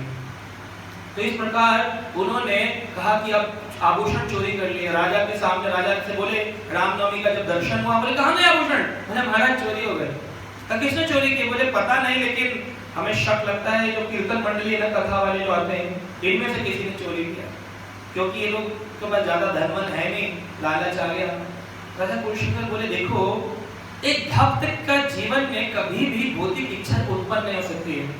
और वो भक्त जो प्रचार कर रहा है ना, इसीलिए नाम अपराध में भी बोला, जिसने जीवन समर्पित किया है भगवान के प्रचार में, उसकी निंदा करना, तुम निंदा मत करो ऐसे भक्तों की। बना क्यों? बोले महाराज ठीक है हम निंदा नहीं करेंगे, लेकिन धीरे धीरे चोरियां होने लग जाएगी, पूरा एकदम राजमहल का कोष चला जाएगा, आप बैठे रहिए। महाराज ने सोचा कुछ तो करना पड़ेगा। अपने हेड मंत्री को बोला, एक मटके में कोबरा लेकर आओ, कोबरा सांप, और उसको कपड़े से बांध दो, विषैला सांप होना चाहिए। तो ये खुश हो गए सारे मंत्री, बोले अब सही है, सारे वैष्णवों को डसवाएंगे, मार डालेंगे, हमारा काम हो गया। वाह, बड़े खुशी खुशी गए, एक जहरीला सांप पकड़ के लाए, मटके में डालकर बंद कर दिया। अरे महाराज कोबरा आ गया, बताइए किसको डसवाना है? महाराज बोले मुझको। बोले आपको? महाराज कैसी बातें कर रहे हैं?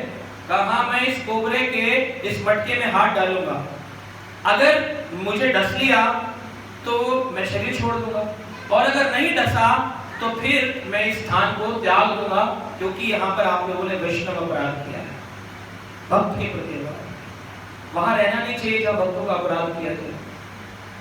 तो सारे सैनिक बोले अब तो दोनों स्थिति में राजा तो जाने वाले, मर जाए या छोड़ दे।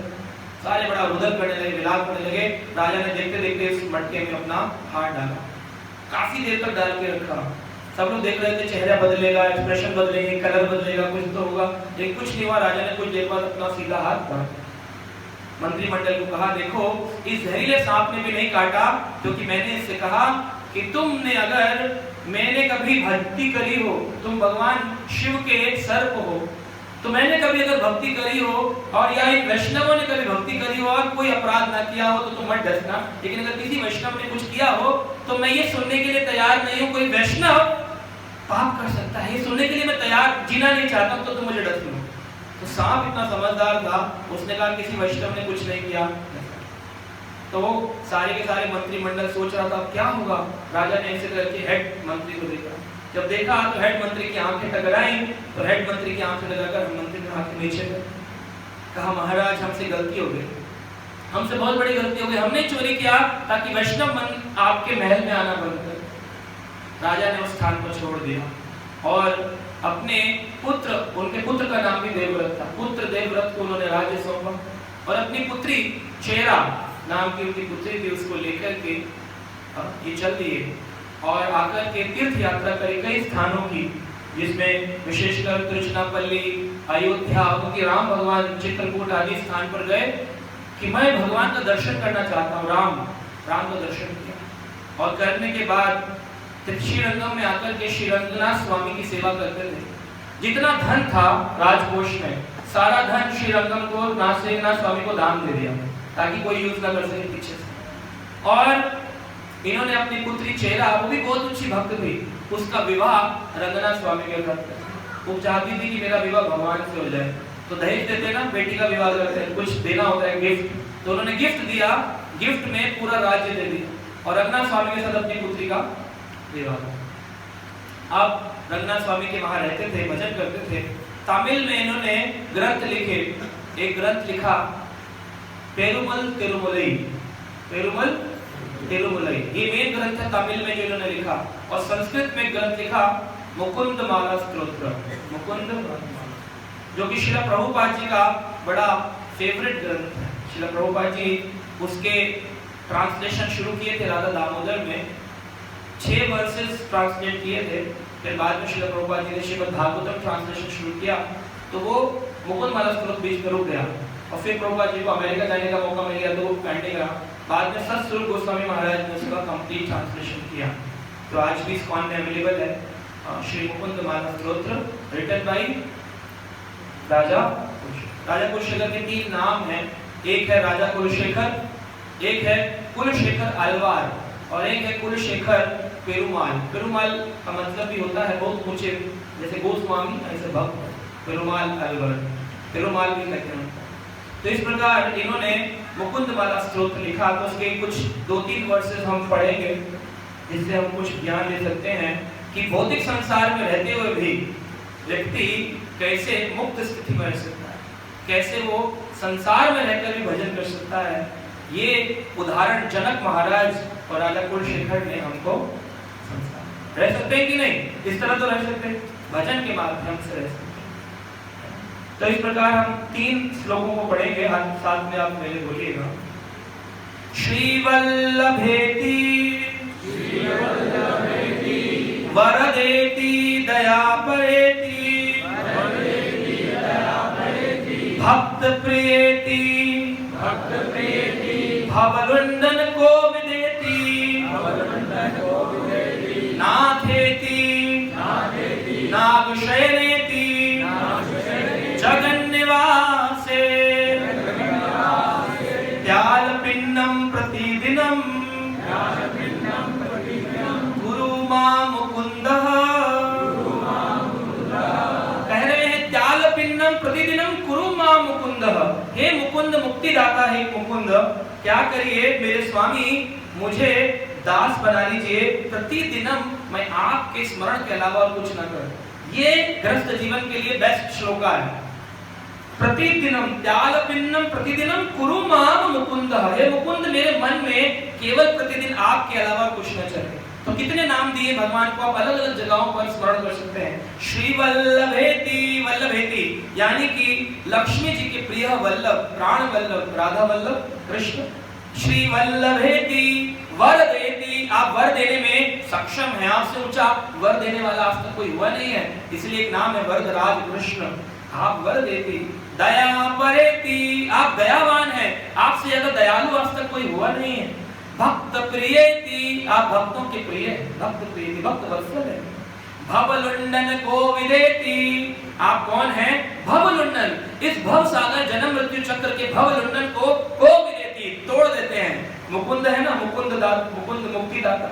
भवलुंडन को विदेति नाथेति, इस संसार में हम सब अनाथ हैं, हमारा कोई नहीं है, कोई ना कोई कभी ना कभी हमारा साथ छोड़कर चला जाता है, लेकिन कृष्ण आप एक ऐसे हैं जो सबके परम नाथ हैं, आप कभी किसी का साथ नहीं छोड़ते, इसीलिए आप कौन है? नाथेति नाग शयनेति, नाग के ऊपर आप शयन करते हैं और हमारे संसार के सारे दुखों को हरि आप हमारा पालन करते हैं।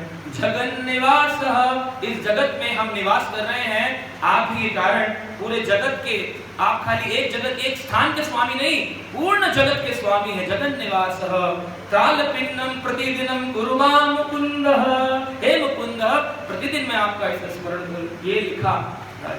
आगे क्या लिखा बोलिए साथ में, जयतु जयतु देवो, जयतु जयतु देवो देवकी नंदनोयम, देवकी नंदनोयम जयतु जयतु कृष्णो, जयतु जयतु कृष्णो वृष्णिवंशः प्रदीपः,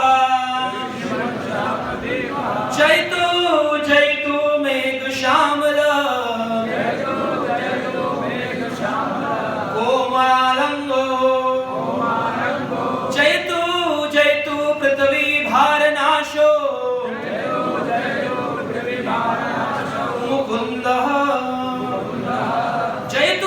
देवो, हे देव, हे कृष्ण आपकी जय हो, आपकी जय हो। देवकी नंदनायम, आप तो देव की माता के गर्भ से प्रकट होते हैं संसार का उद्धार करने के लिए। जय तो कृष्णो वृष्णिवंश प्रदीप, आप तो कृष्ण वृष्णिवंश में उत्पन्न हुए दीपक के समान हैं, जो वृष्णिवंश का नाम खाली रोशन नहीं किए, पूरे समाज पूरी पृथ्वी का नाम रोशन किए। प्रदीप यानी दीपक है, वृष्णिवंशी है ना, वृष्णिवंश व्यक्ति अपने समाज में अपने परिवार का कुल दीपक होता है, और कुछ तो बुझे दीपक होते हैं, और अपने अपने अपने अपने फैमिली का भी नाम डुबो देते हैं, इतना गलत काम करते हैं। फिर लोग उल्टा उनके नाम से उनको बोलते हैं, अरे तो उनके बेटे वाले यार, ऐसे करते हैं। तो कुल दीपक होते हैं और कुल बुझे दीपक होते हैं। तो कुल दीपक नहीं है, भगवान कृष्ण वृष्णिवंश प्रदीप है, वृष्णिवंश का नहीं, पूरी पृथ्वी का, पूरे विश्व का, पूरे यूनिवर्स ब्रह्मांड का, अखिल ब्रह्मांड को उजाला देने वाले हैं कृष्ण। जयतु मेघ श्यामलम कोमलंगम, आपका शरीर कैसा है, श्यामल घने बादलों के जैसा रंग है आपका, आप श्यामल रंग के हैं। जयतु पृथ्वी भार नाशो मुकुंद, आप खाली एक व्यक्ति का भार नाश नहीं करते हैं, पूरी पृथ्वी का भार नाश करते हैं। जब जब होए धर्म की हानि, बाड़े असुर अधम अभिमानी, तब तब लय प्रभु मनुष्य शरीरा। हम फिर क्या करते हैं, हरे सज्जन पीड़ा, सज्जनों की पीड़ाओं को दूर करते हैं भगवान, भार नाश कर देते हैं पृथ्वी का। और अंत में एक श्लोक, एक लाइन जो श्रील प्रभुपाद जी को बहुत प्रिय है, मुकुंदमाला स्तोत्र की, ये बोलना चाहिए हम सबको। कृष्णा तुदीय पाद पंकज पंजरातम, माधवे में वसतु मानस राजहंस, प्राण परायण समये कफवात पित्ते, कंठ अवरुद्धो विदो, स्मरणम कुतस्ते। बहुत सुंदर प्रभुपाद जी गाते थे, हमेशा आप सुनेंगे इनका रिकॉर्डिंग टेप्स। कृष्णा तदय पाद पंकज पंजरांत, माधेव में वसतो मानस राजहंस, प्राण परायण समय कफवे वात पित्ते, कंठ वृद्धो विधो स्मरणम कुतस्ते।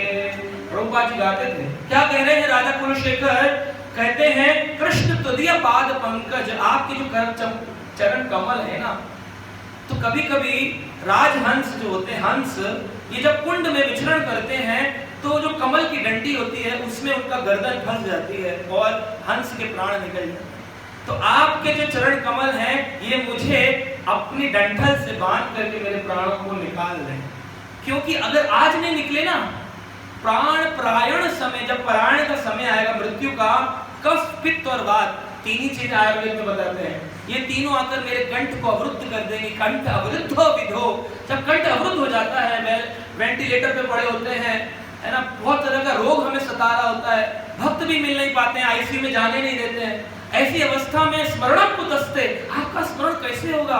इसलिए क्या करिए, आज जीते जी मेरे प्राणों का हरण कर लीजिए। ये बोल रहे हैं राजा कृष्ण, ये प्रार्थना है। अभी दुनिया क्या गाती है, सुख संपत्ति घर आवे, कष्ट मिटे तन। भाई मूर्ख, कष्ट मिटते हैं फिर भी कोरोना आता, मर जाते हैं, बीमारियां आती, कहाँ गाने से तुम्हारे फल मिल रहा है? तो ये मांग लो, जीना नहीं मिल रहा तो मरना मांग लो। तो ये मांगना चाहिए, कृष्ण तुदीय पाद पंकज पंजरातम, माधव में वसतु राजहंस। जिस प्रकार राजहंस की गर्दन आप ले लेते हैं कमल, ऐसे आपके चरण कमल मेरे प्राणों को ले लें, क्योंकि अभी स्मरण बना हुआ है, रोज चैंटिंग चल रही है, ऐसे में चला जाऊं ज्यादा बेटर है। जब कफ पित्त वात मेरे गले को अवरुद्ध कर देंगे, स्मरण कुतस्ते, फिर कहाँ स्मरण होगा? इसलिए बेटर है कि हम भगवान से ऐसी जो प्रेयर्स हैं अपनी बनाएं, अपनी नहीं आती है तो आचार्यों की प्रेयर्स को बोलना चाहिए।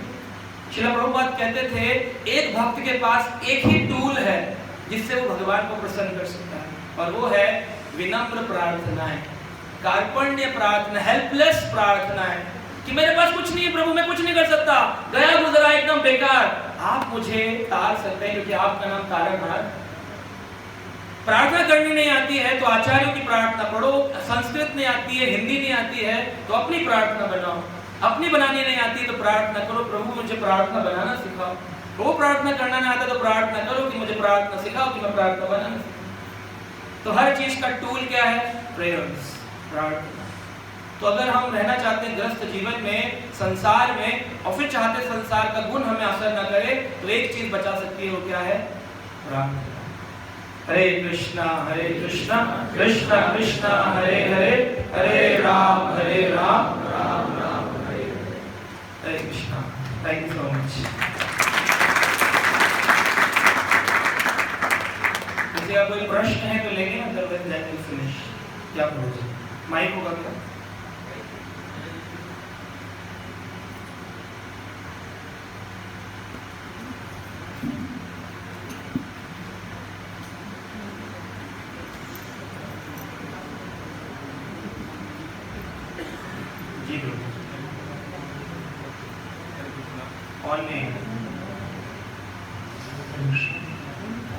हरे कृष्ण प्रभु जी, आपके चरणों में बहुत बड़ी प्रणाम। प्रभु जी मेरे दो प्रश्न हैं। दो जी, छोटे छोटे होंगे। प्रभु जी, एक तो है कि प्राण प्रतिष्ठा होती क्या है, मूर्ति में करते हैं फिर अर्थ वगैरह बन जाते हैं। दूसरा है कि तत्व ज्ञान न होने की वजह से हम अर्थ वगैरह को भी तत्व रूप में नहीं देख पाते हैं, फिजिकल फॉर्म में देखते हैं, उसका कुछ ज्ञान है। प्राण प्रतिष्ठा का मतलब है कि जैसे संसार में आप देखते हैं कुर्ता धोती दुकान पे टंगा हुआ है, कुर्ते धोती के आगे जाकर के प्रसाद की प्लेट रख दो, खाएगा? हैंगर पे टंगा हुआ। जब उसे आप पहन लेंगे तब प्रसाद की प्लेट रखें तो खाएगा कि नहीं धोती कुर्ता? ऐसे ही दुकानों पर मूर्तियां मिलती हैं, उन मूर्तियों को ला करके यहाँ रखा जाता है, उसको फिर पंचामृत, 5 प्रकार के जूस, 5 प्रकार के फल अर्पित करके हरि नाम के माध्यम से भगवान के आचार्य वरिष्ठ भक्त प्रार्थना करते हैं, प्रभु आपके लिए वस्त्र बनाया गया है, इसमें अवतरित हुई, ये धोती कुर्ता है, इसको पहन लीजिए। तो भगवान ने बताया है कि मैं 8 प्रकार की प्रतिमाओं में प्रवेश करता हूँ, श्रीमद् भागवत में बताया। तो उसमें काष्ठ यानी कि दारू और शैली दारूमयी, पत्थर की मूर्ति शैली दारूमयी, और रेत की बनी हुई मूर्तियां, मणोमयी मनोमयी मणि की मूर्तियां, मन में बनाई गई मानसिक मूर्तियां, मिट्टी की बनाई गई मूर्तियां, है ना, पीओपी की नहीं, और धातु की बनाई गई मूर्तियां, इनमें मैं प्रवेश करता हूँ। भगवान कृष्ण ने उद्धव गीता के अंदर श्रीमद् भागवत के 11वें स्कंद में इसका वर्णन किया। शैली दारूमयी लोष्ठी, मेटल की मूर्तियां हो सकती जैसे होती ब्रास की। ये मेरा वस्त्र है, अष्टविधा प्रतिमा, मेरी 8 प्रकार की प्रतिमा, उसको मैं प्रवेश करता हूँ। जब भगवान में प्रवेश करते हैं, उसको धारण कर लेते हैं, तो मूर्ति श्री विग्रह बन जाती है। अब वो खा भी सकती है, चल भी सकती है, बोल भी सकती है, सुन भी सकती है। पहले खाली वो कपड़ा हैंगर पे टंगा हुआ है मूर्ति, लेकिन जब लाकर प्रतिष्ठा कर दिया, प्रार्थना कर ली, तो भगवान उसमें अंश रूप में, कितने अंश में आएंगे? जितनी श्रद्धा होगी, ये यथा माम प्रपद्यन्ते ताम स्तुते, जितना प्रेसिडेंट उसमें होगा उतना होगा। इसीलिए घर की मूर्ति में उतनी शक्ति नहीं होती, क्योंकि उसमें हमारी आस्था होती है। मंदिर में सन्यासी लोग करते हैं, उसका ज्यादा शक्तिशाली। धामों में भगवान के भक्तों ने स्थापना करी, उनकी श्रद्धा ज्यादा, तो और पावरफुल होती है। तो जितनी श्रद्धा उतनी कृपा उस प्रतिमा में प्रवेश करती है। ये है प्राण प्रतिष्ठा। और तत्व ज्ञान न होने के कारण आप उनको मूर्ति को ऐसे देख नहीं पाते हैं, तो तत्व ज्ञान लेना चाहिए। कैसे लेंगे? तो बताते हैं, तद विधि प्रणिपातेन परिप्रश्नेन सेवया उपदक्षन्ति ते ज्ञानम ज्ञानिनाम तत्वदर्शिनः। जिस व्यक्ति ने तत्व से दर्शन कर लिया है ठाकुर जी का, उस व्यक्ति के शरण में जाएं, उसकी सेवा करें, और फिर विनम्र होकर उससे प्रश्न पूछें कि इसको कैसे समझा जाए। जब आपने सेवा की होगी तब वो आपको उत्तर देगा, क्योंकि वो तत्वदर्शी है, तो तत्वदर्शी आपको दर्शन करेगा। ये है method, Bhagavad Gita 4th chapter verse number 34। ठीक, हरे कृष्ण। और किसी का कोई प्रश्न? Know questions? Okay, Shri Mata जी पीछे।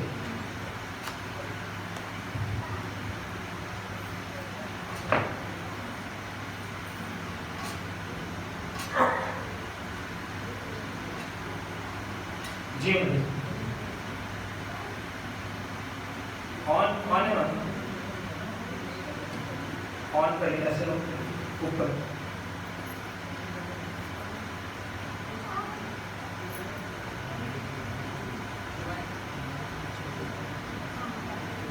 ऐसे बोलिए जोर से। हो गया, चालू हो गया। Hare Krishna Prabhuji. Ji. I live in a nuclear family and recently I have been into bhakti. But my family, like we are 3 people in our family. My son, my husband, and me. But like husband supports me in my bhakti, but beta मेरा जैसे 22-year-old है, and he is like normal जो बच्चे होते हैं college goers and all. He is not inclined towards bhakti, and sometimes he says negative things also.